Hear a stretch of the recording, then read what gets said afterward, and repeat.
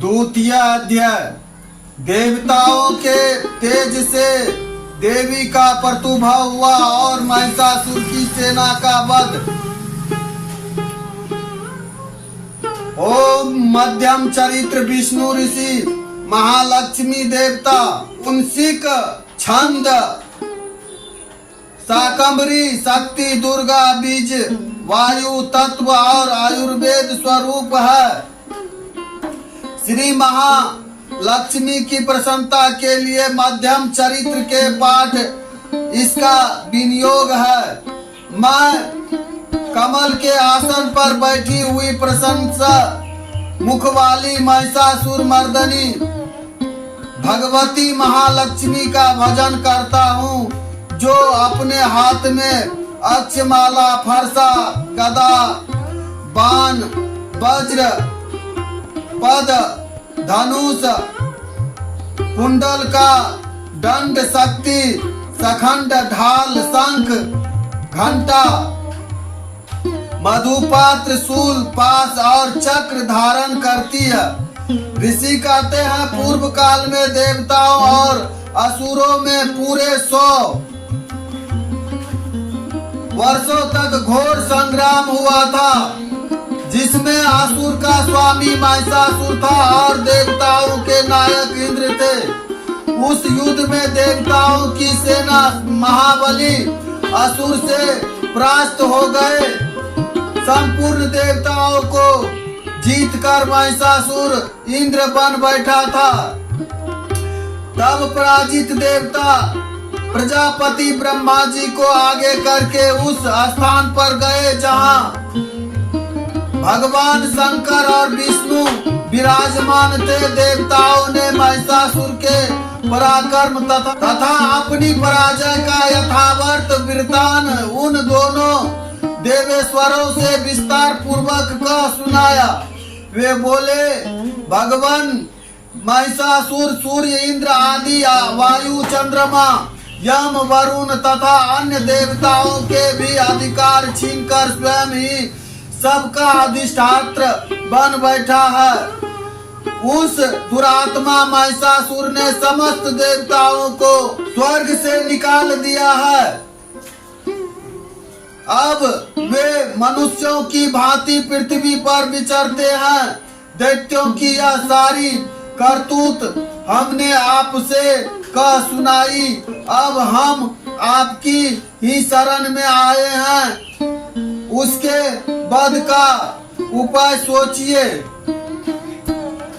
इस प्रकार देवताओं के वचन सुनकर भगवान विष्णु और शिव ने दैत्यों पर बड़ा क्रोध किया। उसकी भौहें तन गई और मुंह टेढ़ा हो गया। तब अत्यंत कोप में भरे हुए छत्र पानी विष्णु के मुख से एक महान तेज प्रकट हुआ। उसी प्रकार ब्रह्मा शंकर तथा इंद्र आदि अन्य देवताओं के शरीर से भी बड़ा भारी तेज निकला। वह सब मिलकर एक हो गया। महान तेज का वह पुंज ज्वालामयी पर्वत सा जान पड़ा। देवताओं ने देखा, वहां उसकी ज्वालाएं संपूर्ण दिशाओं में व्याप्त हो रही है। संपूर्ण देवताओं के शरीर से प्रकट हुआ उस तेज की कहीं तुलना नहीं थी। एकत्रित होने पर वह एक नारी के रूप में परिणत हो गया और अपने ही प्रकाश से तीनों लोक में व्याप्त जान पड़ा। भगवान शंकर का जो तेज था, उससे उन देवी का मुख प्रकट हुआ। यम के तेज से उसके सिर में बाल निकल आए। श्री विष्णु भगवान के तेज से उसकी भुजाएं उत्पन्न हुई।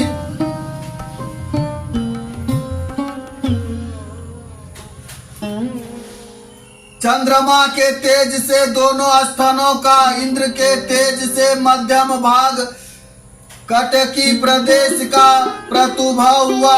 वरुण के तेज से जंघा और पिंडली तथा पृथ्वी के तेज से नित्यम भाग प्रकट हुआ ब्रह्मा के तेज से दोनों चरण और सूर्य के तेज से उसकी उंगलियां हुई, वासु के तेज से हाथों की उंगलियां और कुबेर के तेज से नासिका प्रकट हुई।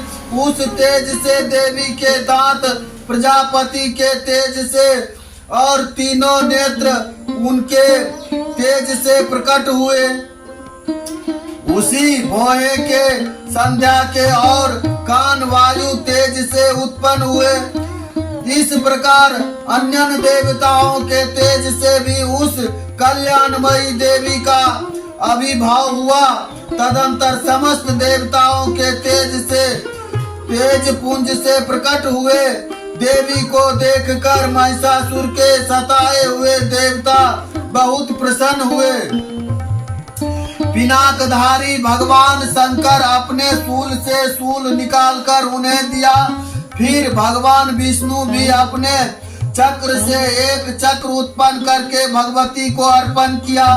वरुण ने भी शंख भेंट किया, अग्नि ने भी उन्हें शक्ति दी और वायु धनुष तथा बाण से भरे हुए 2 तरकस प्रदान किए। सहस्त्र नेत्र वाले देवराज इंद्र ने अपने वज्र से वज्र उत्पन्न करके दिया और ऐरावत हाथी उतारकर 1 घंटा भी प्रदान किया। यमराज ने काल दंड से दंड, वरुण ने पास, प्रजापति ने स्फटिकाक्षी माला तथा ब्रह्मा जी ने कमंडलू भेंट किया। सूर्य ने देवी के समस्त रोम कूप में अपनी किरणों का तेज भर दिया। काल ने उन्हें चमकती हुई ढाल और तलवार दी। क्षीर समुद्र ने ज्वल, हार और तथा कभी विदीर्ण न होने वाले 2 दिव्य वस्त्र भेंट किए। साथ ही उन्होंने दिव्य चूड़ामणि, 2 कुंडल, कड़े, उज्जवल अर्धचंद्र, सब बाहु के लिए केयूर, दोनों चरणों के लिए निर्मल नुपुर, गले की सुंदर हंसली और सब उंगलियों में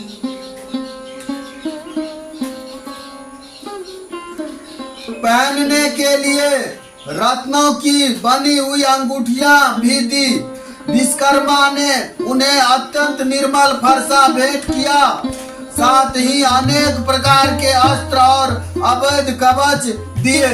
इसके सिवा मस्तक और वक्ष स्थल पर धारण करने के लिए कभी न कुंभलाने वाले कमल की मालाएं दी। जलधि ने उन्हें समुद्र कमल का फूल भेंट किया। हिमालय ने सवारी के लिए सिंह तथा भांति भांति के रत्न समर्पित किए। धनाक्ष कुबेर मधु से भरा पान पात्र दिया तथा संपूर्ण नागों के राजा शेष जो एक पृथ्वी को धारण करते हैं, उन्होंने बहुमूल्य मणियों से विभूषित नागाहार भेंट दिया। इस प्रकार अन्य देवताओं ने भी आभूषण और अस्त्र शस्त्र देकर देवी का सम्मान किया। तत्पश्चात उन्होंने बार बार अट्ठास पूर्वक उच्च स्वर से गरज की। उनके भयंकर नाद से संपूर्ण आकाश गूंज उठा। देवी का वह वचन उच्च स्वर से किया हुआ सिंहनाद कहीं समा ना सका।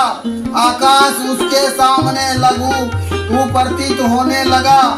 उससे बड़े जोर की प्रतिध्वनि हुई, जिससे संपूर्ण विश्व में हलचल मच गई और समुद्र कांप उठे, पृथ्वी डोलने लगी और समस्त पर्वत हिलने लगे। उस समय देवताओं ने अत्यंत प्रसन्नता के साथ सिंहवाहिनी भवानी से कहा, देवी तुम्हारी जय हो। साथ ही महिषासुर भय संपूर्ण त्रिलोक में क्षोभग्रस्त देख दैत्यगण अपनी समस्त सेना को कवच आदि से सुसज्जित कर हाथों में हथियार ले फरसा उठाकर खड़े हो गए। उस समय महिषासुर ने बड़े क्रोध में आकर कहा, यह क्या है हो रहा है। फिर वह संपूर्ण असुरों से घिरकर उस सिंहनाद की ओर लक्ष्य करके दौड़ा और आगे पहुंचकर उसने देवी को देखा, जो अपनी प्रभाव से तीनों लोकों को प्रकाशित कर रही थी। उनके चरणों के भार से पृथ्वी दबी जा रही थी, माथे के मुकुट से आकाश में रेखा सी खींच रही थी तथा वे अपने धनुष की टंकार से सातों पाताल को भी छुबंद किए देती थी। देवी अपनी हजारों भुजाओं से संपूर्ण दिशाओं को आच्छादित करके खड़ी थी। तदंतर उनके साथ दैत्य का युद्ध छिड़ गया। नाना प्रकार के अस्त्र शस्त्र से प्रहार संपूर्ण दिशाओं में अद्भुत होने लगी। चिक्षुर नामक महाअसुर महिषासुर का सेना नायक था, वह देवी के साथ युद्ध करने लगा। अन्य दैत्यों की चतुरंगी सेना के साथ लेकर चामर भी लड़ने लगा। 60,000 रथियों के साथ आकर उदगर नामक महादैत्य लोहा लिया। 1 करोड़ रथियों को साथ लेकर महाहनु नामक दैत्य युद्ध करने लगा, जिसके रोए तलवार के समान तीखे थे। वह असिलोमा नामक महादैत्य 5 करोड़ रथी सेना सहित युद्ध में आ डटा। 60 लाख रथियों से घिरा हुआ बाक्सल नामक दैत्य भी उस युद्ध भूमि में लड़ने लगा।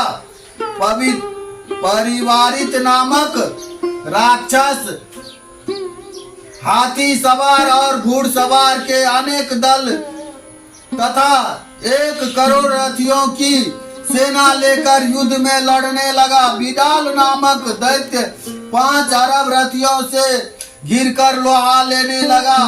इसके अतिरिक्त और भी हजारों महादैत्य रथ, हाथी और घोड़े की सेना साथ लेकर वहां देवी के साथ युद्ध करने लगे।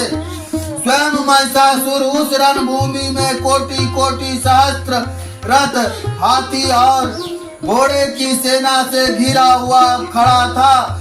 वे दैत्य देवी के साथ तोमर, भिंदी पाल, शक्ति, मूसल, खड्ग, परशु और पटिहस आदि अस्त्र शस्त्रों का प्रहार करते हुए युद्ध कर रहे थे। कुछ दैत्य उन पर शक्ति का प्रहार किया, कुछ लोग ने पास फेंके तथा कुछ दूसरे दैत्य ने खड्ग प्रहार करके देवी को मार डालने का उद्योग किया।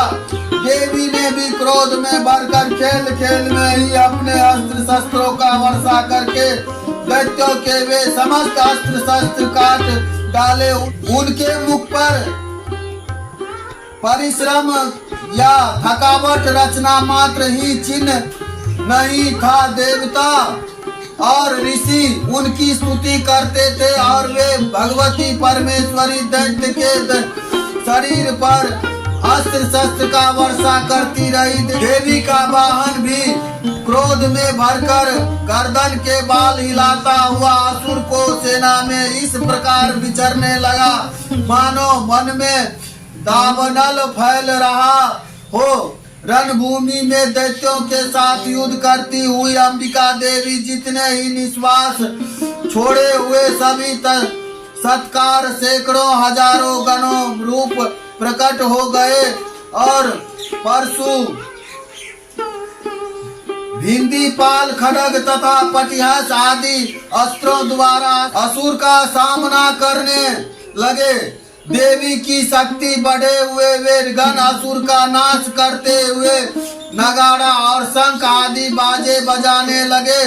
उस संग्राम में महोत्सव में कितने ही गण मृदंग बाजा रहे थे। तदंतर देवी त्रिशूल से, गदा से, शक्ति की वर्षा खड्ग आदि से सैकड़ों महादैत्यों संहार कर डाला। कितने को घंटे की भयंकर नाद से मूर्छित कर मार गिराया। बहु तेरे दैत्यों को पास से बांधकर धरती पर घसीटा। कितने ही दैत्य उसकी तीखी तलवार की मार से दो दो टुकड़े हो गए। कितने ही गदा की चोट से घायल हो धरती पर सो गए। कितने ही मूसल की मार से अत्यंत आहत होकर रक्त वन में करने लगे। कुछ दैत्य शूल से छाती भर डालने के कारण पृथ्वी पर ढेर हो गए। कुछ उस रणगन में वन समूह की सृष्टि से कितने ही असुर मकरंद टूट गई। बाजे की तरह झपटने वाले देवी पिंडक दैत्यों अपने प्राणों से हाथ धोने लगे। किन्हीं की बाहें छिन्न भिन्न हो गई। कितनों की गर्दन कट गई।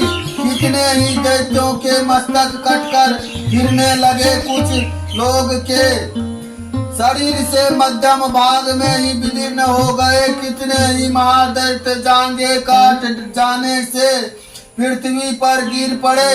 कितनों को ही देवी ने एक बांह एक पैर और एक नेत्र वाले करके दो टुकड़ों में चीर डाला। कितने ही दैत्य मस्तक कट जाने पर फिर उठ जाते और केवल धक्के के ही रूप में अच्छे हथियार हाथ में ले देवी के साथ युद्ध करने लगते थे। दूसरे ही कबंध युद्ध के बाजे की लय पर नाचते थे। कितने ही बिना सिर के धर हाथ में खड़े शक्ति और ऋषि लिए दौड़ते थे तथा दूसरे महादैत्य